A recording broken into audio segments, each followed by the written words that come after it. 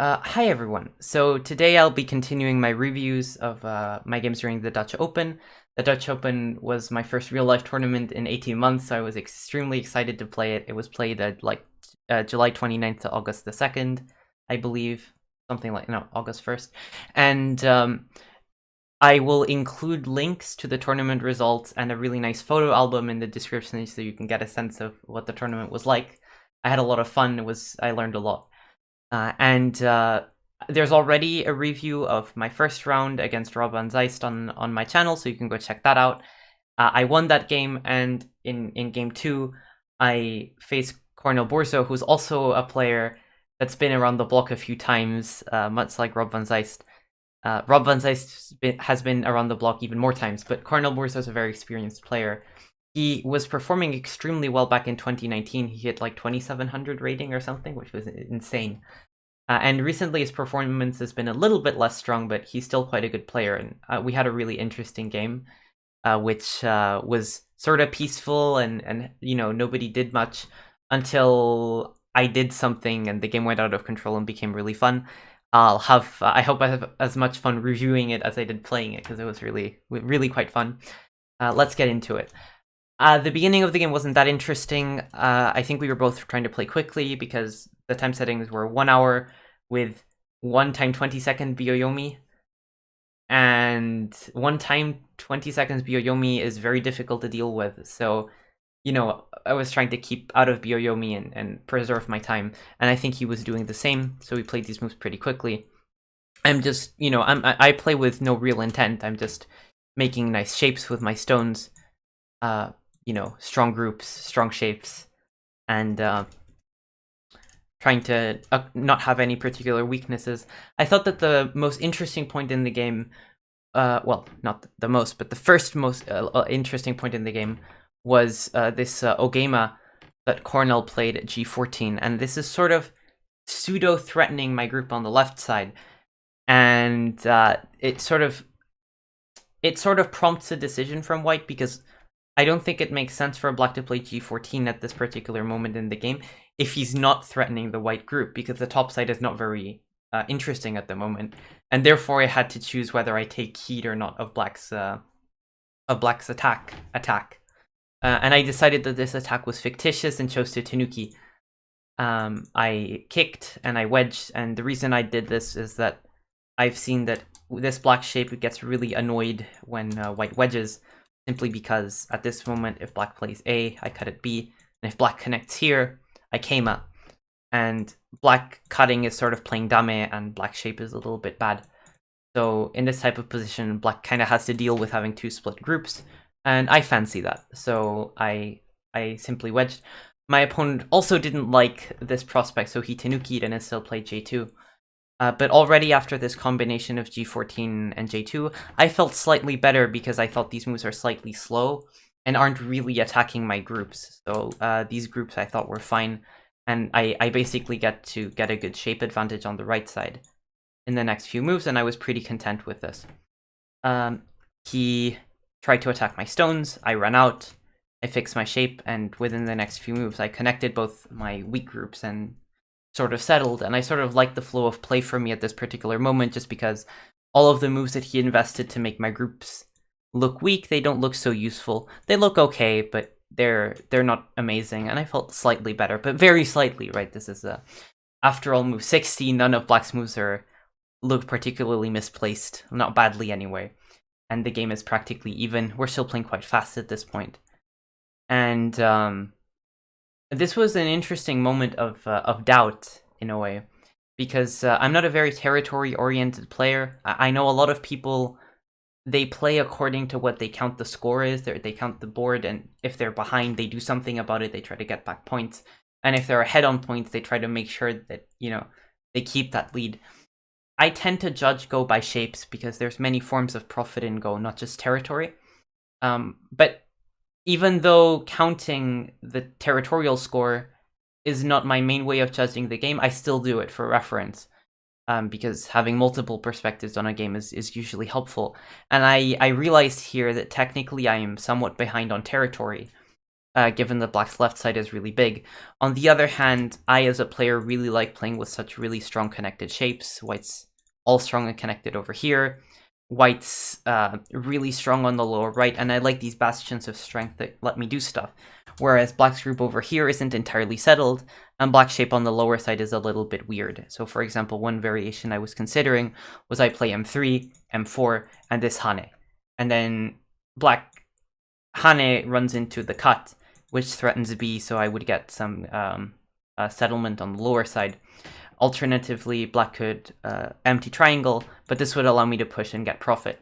So this type of subtle shape weakness in black's formation makes it so that I didn't feel too pressured. And in fact, in the game, I played a relatively placid move. I just played p13, just good shape, and putting a little bit of pressure on o10.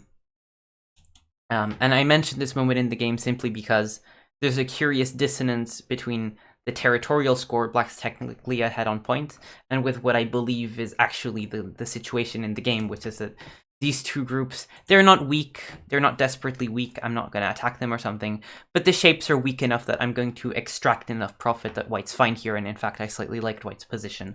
Black's completely fine, of course.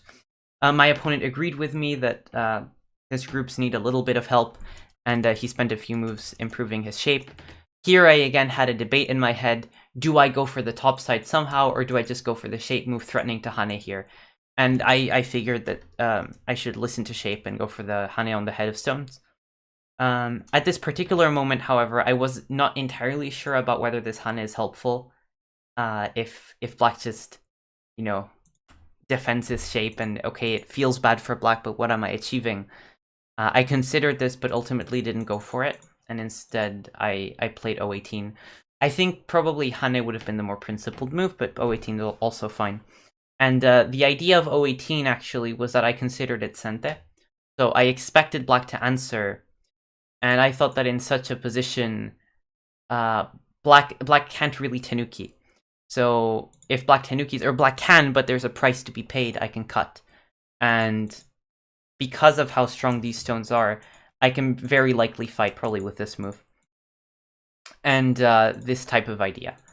Of course, that's a simplified representation of what may actually happen, right? I'm not saying that would happen, but this type of weakness in black's shape, you know, made it palatable to me to have a position where black tenukis here. The specifics of it are a little bit questionable. I guess the really brutal way to do things would be to play M17, which looks like a really ugly move, but these two stones are simply captured at the end of it. This move, even though it looks better in terms of shape, I'm not sure how to react after black plays this way while interposing this Atari, because I think technically black would win this race. Nevertheless, the Yaji is annoying, and I thought black might actually answer. Or otherwise, you know, this type of invasion will be annoying. Well, not at this timing. At this timing, this type of invasion might be annoying because black has shape weaknesses. Black tenuki'd altogether, which I thought is sort of reasonable. And nevertheless, the tenuki itself is a little bit slow because G9 doesn't really threaten these stones. It pretends to, but it doesn't. The group is too big. There's already an I either at B or at C, and the whole group is sort of too big to fail. However, in the game, I played a slightly defensive move, and this is my first real regret of the game. I think I made a mistake here. I played C12. And C12 is a move that is meant to reinforce my group and make sure it's completely alive forever. And the other reason I played it, like, basically defending the group was an excuse for the fact that I really wanted the turn at A because it gives me good endgame. So later in the game, I'm going to be able to Hane here. And this is actually sente. Black would have to, like, play this move, and later I'm going to get even more profitable endgame. And I might even get away with playing B13 first, and then getting this Hane into the bargain also. Though this is questionable because black might actually play the Ko at certain intervals in the game, so we don't know. But I liked having this type of option, and I thought that this move would be really profitable. And to be fair to myself, it is. It is a slightly slow move, but not terribly slow. In the end, both A and C, they were a little bit slow, a little bit mistimed. And for example, white would rather have pushed on the top side. White would rather have executed that plan I mentioned earlier, where you Hane and get a little bit of profit. So a little bit slow. My opponent played r12, which is reasonable, just strengthening the group. Otherwise, even a move like white here is sort of annoying shape-wise. I could even just grab points on the lower on the right side. So this move is also okay. And I guess from Black's perspective, he was sort of reluctant to play n18 because he felt the top side is still open. This is my guess. So okay, in the game he played r12, and I pushed on the top side, and Black played o2, which I'm sure was done because he was concerned about the agi around m3. So I accidentally alt-tabbed and lost the game. Okay, so in the game I played h17, and this is sort of where we could say that the fun starts. And man, did the fun start. This was very fun. And in this position, I was considering just solidly, going for m17, and there's absolutely nothing wrong with that. That would have been fine. Black closes off his territory. I might play p2, I might play r9, I might Hane in the center to annoy Black's shape a little bit, and put a little bit of pressure on Black's group overall. Black has to solve some problems. But what I did was also fine, and actually, I read that Black might play L17, which is the most demanding move, and that's what Cornel played. And I thought to myself, this variation might happen, where it looks like my stones are really heavy and are about to get killed. But I wasn't very worried, and I'll explain why in a little bit. So I read so when I played this move, I did read this variation, which was played in the game, where he basically declares war on these stones as illegitimate invaders and tries to kill them. And I actually sort of like this variation for white. And this is something that happens when you invade an opponent's area, which is that generally white's safer. And what I mean by that is that white dying is less of a big deal than white living. Like, if I die with this thing, I'm probably going to be able to sacrifice it in a helpful way. Whereas if this group breaks out and finds some way to survive, that's really dangerous for Black, because there's so many weaknesses in Black's shape. This whole group of Blacks is cut off. So from my perspective, when I played this move, I saw that the worst that could happen, the absolute worst that could happen, is that something like this move kills my stones. Oh wait, after Black Ataris, something like this move kills my stones, after which I would be forced to sacrifice by playing this Liberty race. And I figured that this wouldn't be the end of the world because the top side was sort of his in the first place. And like this, I at least get a little bit of... I get some forcing moves, both on the outside and to reduce him on the top side. The top side didn't get that big, and I have Sente. And I figured that I could use this this extra strength to, for example, cut in the center with J7, and I figured this isn't good, but it's not the end of the world. So I had that security in my back pocket. However, by the time I went for this sequence, like by the time I jumped here at K14, I had seen the move I played in the game, which is here. And I'm sort of proud of this move because it's a really cool move. I suppose it's not that difficult to find in the local context of things, but it was really cool. And the whole idea of this move is that it's a very delicate order. For example, Black can technically kill the white stones at this particular timing, but that'll come with a price after white exchanges and pushes through. This group is going to be in trouble, and the capture of the 5 stones isn't really going to be worth it. If Black tries to play e17, which is what he did in the game, this will allow me, in certain variations, to get away with making a group on the top side that has more ice space and more liberties than it should. So that's the basic idea. Had he played the empty triangle, which I thought might be played as well, I can just simply push through here. And I was actually reading these variations because this shape on the top left is sort of well known to be, like, Black's fine, because Black has this Atari for free. But this Atari isn't for free in this particular variation because he's dying on the top side, and therefore I would have been fine. So that variation I read also. In the game, he played the more precise G18, and if I simply push and cut, then Black will be able to round up my group pretty easily just by, like, you know, jumping in the center, and then I don't have enough liberties to really do anything. But I found this really nice move, and I you know, this move is a cute little move simply because AI didn't see it. Like it took a while to see it. When it saw it, it was like, oh, white's not 10 points down here, or like, oh, well, 5. It thought 5 because I'd sacrifice, like I mentioned earlier. So I was sort of proud of this move. In the game, he played e17, and I figured, well, if I Atari and play here, then black's going to get this result where I still have 3 liberties effectively, which is not enough to win in the center. So first I Hane. The idea of Hane is that in case of a black, in case black just fixes his shape, I can connect on the first line uneventfully.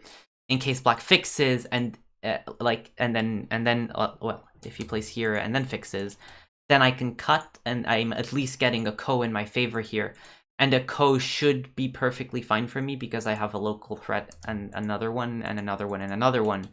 And the threat is really big for black to lose this ko as well. He invested a lot also.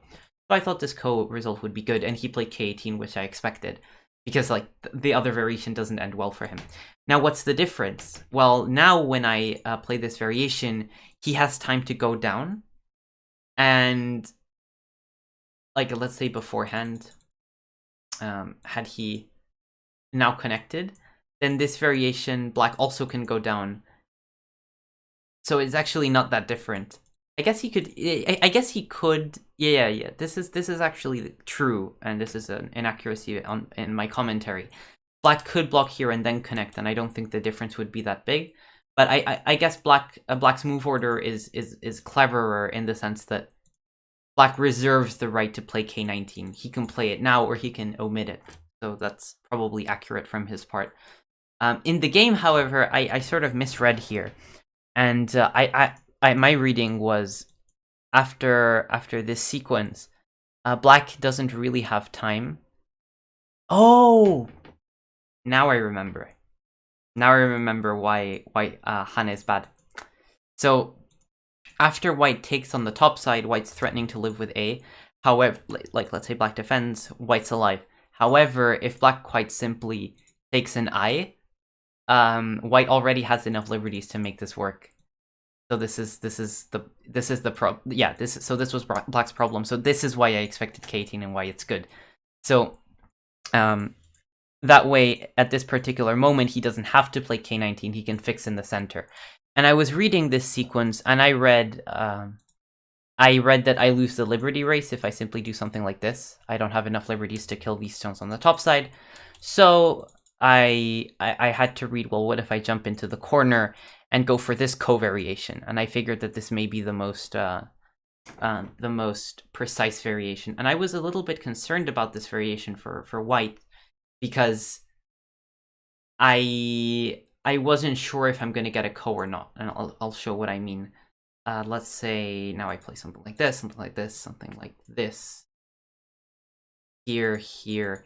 And like I would get a ko, obviously, because black has to ko for these stones somehow, right? Like by playing A, then taking a B.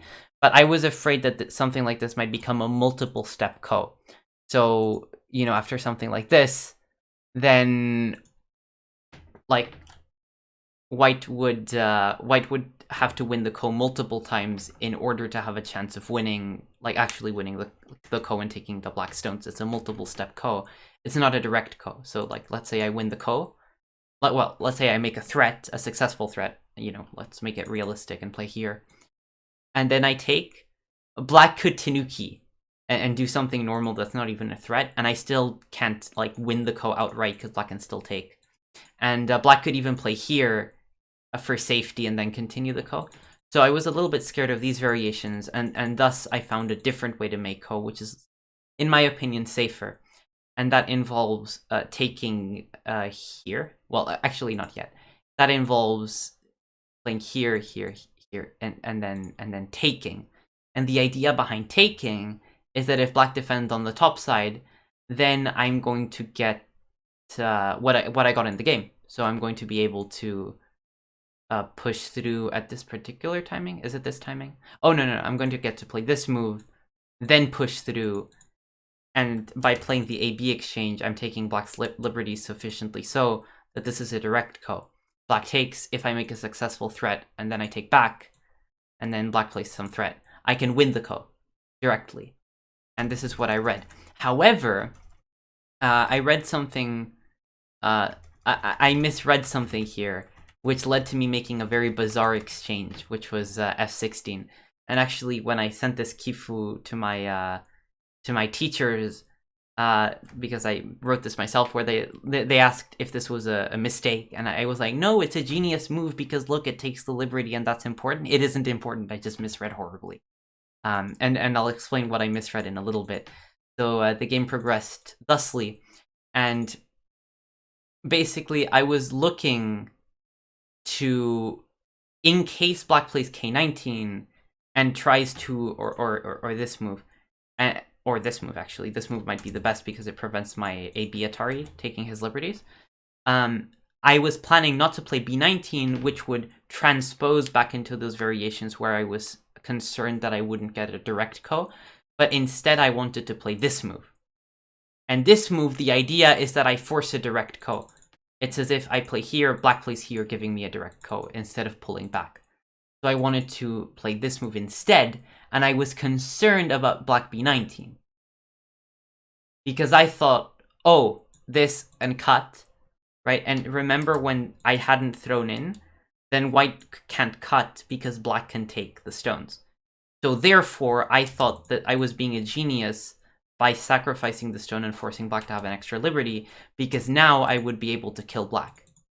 Now, the reason that this is bogus reading, really bogus reading, is that white has a ko anyway by playing a18, which I didn't see. I did not see this, you know, so I just misread horribly. To be fair to me, I had to read this over here, and it's like a lot of moves forward, but it's still a curious blunder.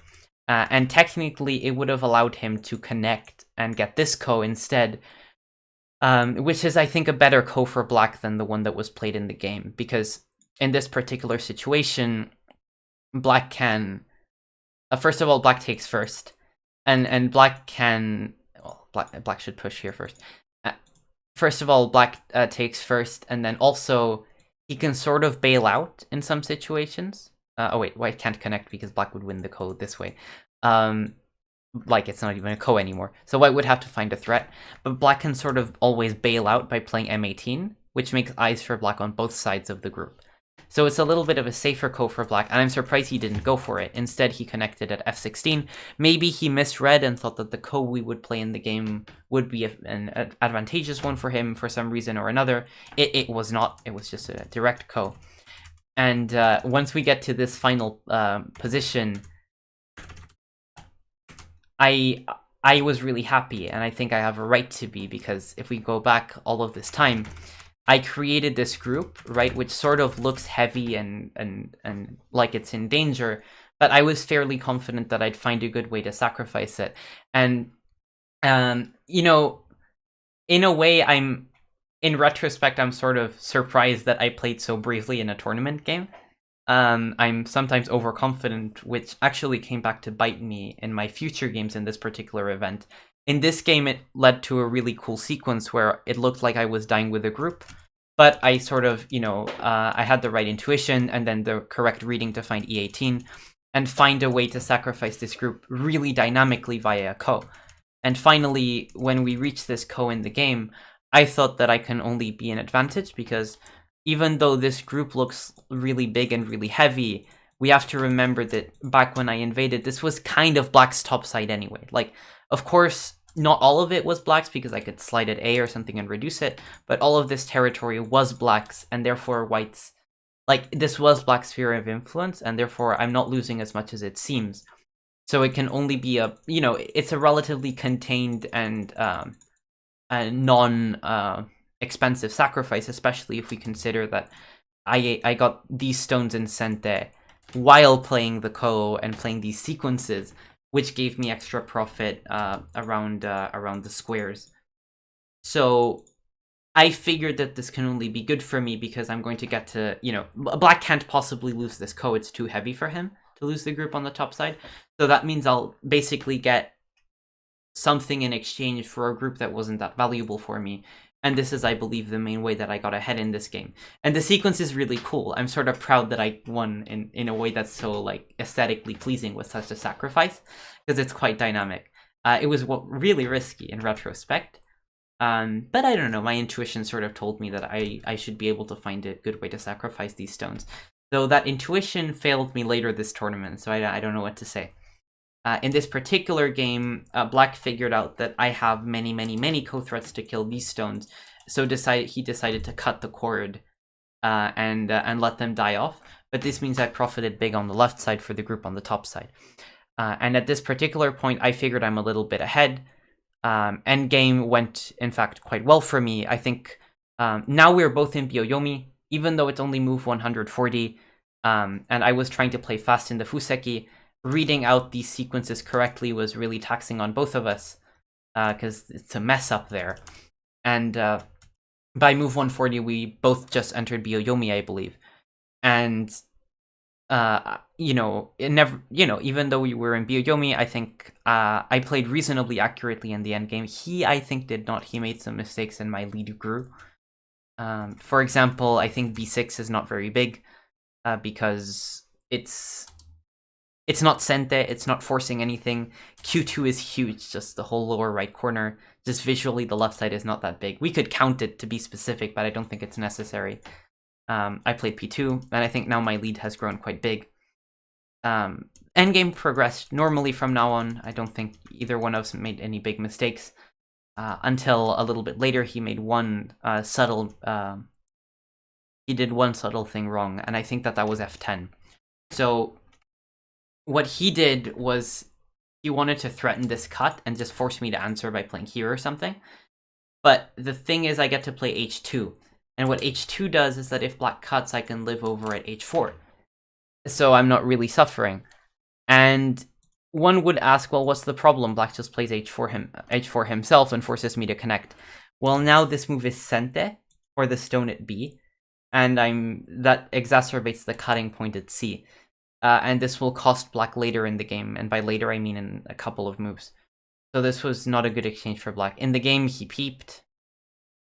And I believe he just left the area for the moment, yeah.